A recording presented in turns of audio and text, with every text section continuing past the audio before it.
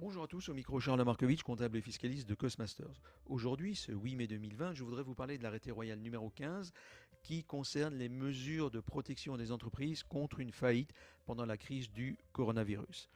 Ces mesures, ce plan s'inscrivent dans la lignée des décisions du 31 mars 2020 qui permettaient le report de 6 mois des remboursements de crédit par les entreprises, dont on dit que 20 milliards d'euros auraient déjà été reportés. Il s'inscrit probablement également dans la lignée des décisions que l'on attend du ministère des Finances qui permettront le renforcement des fonds propres des entreprises, ce dont elles ont besoin, et qui leur permettra de mieux résister et de mieux se relever lorsque le confinement sera parfaitement levé. Que faut-il retenir de cet arrêté royal numéro 15? Essentiellement, trois choses.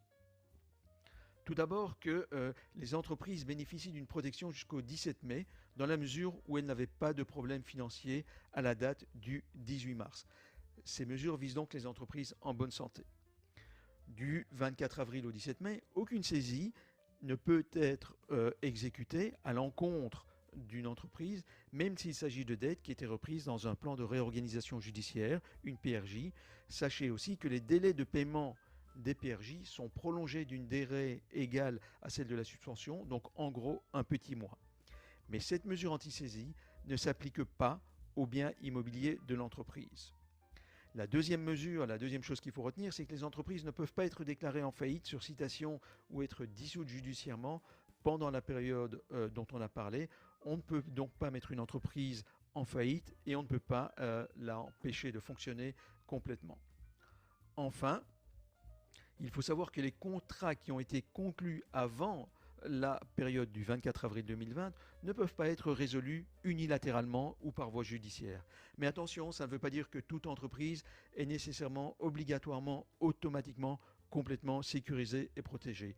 En effet, si vous avez un débiteur, vous pouvez très bien vous adresser au président du tribunal de l'entreprise, de votre ressort, et lui demander de se prononcer sur le fait que l'entreprise allait bien ou mal au moment du début de la pandémie, du début du confinement. Si le président estime par exemple que la baisse du chiffre d'affaires résulte de la pandémie et du confinement, eh bien, il y a fort à parier qu'il protégera l'entreprise. Par contre, il ne le fera pas. Sachez enfin que la protection ne s'applique pas pour les dettes qui sont exigibles et que le débiteur sera toujours tenu de les payer. Les mesures dont on vient de parler ne s'appliquent pas aux nouveaux crédits qui ont été octroyés aux entreprises pendant la durée de la suspension. Cela semble aller de soi. J'en termine ici. Si vous avez des questions sur ces mesures, si vous avez des interrogations quant aux aides aux PME pour sortir de la crise du coronavirus, n'hésitez pas à nous contacter. Portez-vous bien et à bientôt pour un nouvel épisode.